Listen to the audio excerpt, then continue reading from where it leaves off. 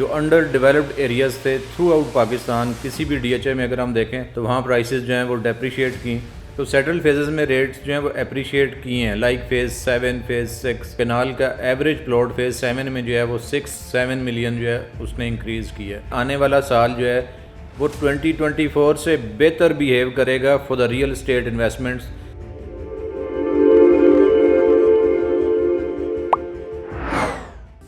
अस्सलाम वालेकुम। 2024 के एक रिव्यू के साथ आपकी खिदमत में हाजिर हैं। तो रियल एस्टेट के हवाले से अगर हम बात करें तो 2024 जो है उसमें मिला जुला रुझान रहा। जो अंडर डेवलप्ड एरियाज़ थे थ्रू आउट पाकिस्तान, किसी भी DHA में अगर हम देखें तो वहाँ प्राइसेस जो हैं वो डेप्रिशिएट की। सिर्फ आखिरी अगर हम 1-2 महीने देखें तो उसमें स्लाइड सी जो है वो एप्रिसिएशन ज़रूर हुई है। वो चाहे आप DHA क्वेटा को देख लें, चाहे आप लाहौर में उन एरियाज़ को देख लें जो भी अंडर डेवलप्ड हैं, मींस फेज़ 10 हो गया या फेज़ 7 के कुछ एरिया फाइल्स जहाँ रेट्स काफ़ी कम थे, वहाँ जो है वो तकरीबन 15-20 लाख रुपए का जंप ज़रूर आया है। अदरवाइज़ 2024 जो है वो जो सेटल्ड फेजेज़ हैं, सॉरी, अगर हम उनको देखें तो सेटल्ड फेजेज़ में रेट्स जो हैं वो अप्रिशिएट किए हैं, लाइक फेज़ 7, फेज़ 6।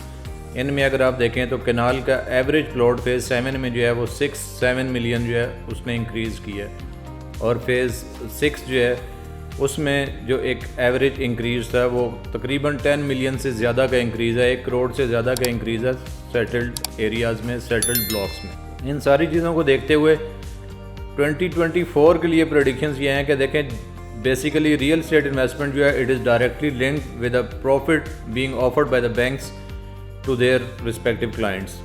तो बैंक्स ने चूँकि लास्ट कोई 8 हफ्तों से तकरीबन 2 से 3 महीनों से कॉन्टीन्यूसली जो इंटरेस्ट रेट है उसको लोअर डाउन किए जा रहे हैं, और अभी भी एक्सपेक्टेशंस ये हैं कि आने वाले दिनों में या नेक्स्ट मंथ तक इसको मज़ीद कम कर दिया जाएगा।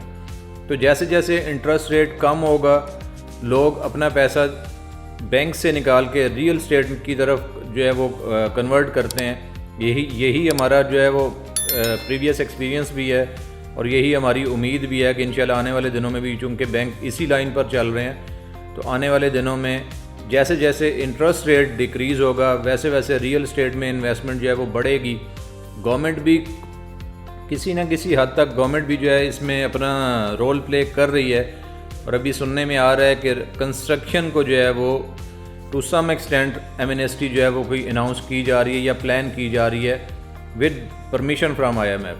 तो देखें, अगर कोई भी ऐसा इंसिडेंट होता है, कोई भी ऐसी एक्टिविटी होती है कि जिससे कंस्ट्रक्शन में भी अगर फ़र्ज़ करें कोई एमनेस्टी लॉन्च की जाती है, तो उससे भी रियल एस्टेट जो है वो बूम की तरफ जाएगा, क्योंकि अल्टीमेटली कंस्ट्रक्शन जो है उन्हीं वैकेंट प्लॉट्स पे होगी जो करंटली अवेलेबल हैं।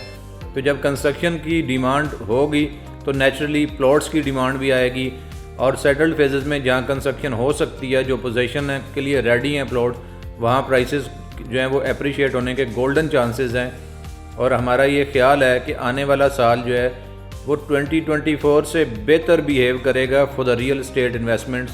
तो मेरी उन तमाम दोस्तों से, उन तमाम ऑडियंस से ये रिक्वेस्ट है कि जो 2024 में एक गम में रहे कि जी हमें शायद कुछ बेहतर प्रोस्पेक्ट्स नहीं मिल सके या बेहतर रिटर्न नहीं मिल सका इस रियल एस्टेट से, तो वो इस टाइम ज़रूर कुछ ना कुछ इन्वेस्ट कर लें, क्योंकि आने वाला साल जो है वो रियल एस्टेट में बेहतरी की तरफ जाएगा, और आप और हम सब इंशाल्लाह रियल एस्टेट से फ्रूटफुल रिटर्न जो है वो एक्सपेक्ट कर सकते हैं। और ये दुआ भी है कि आने वाला साल पाकिस्तान के लिए और रियल एस्टेट सेक्टर के लिए बेहतरी का बायस बने।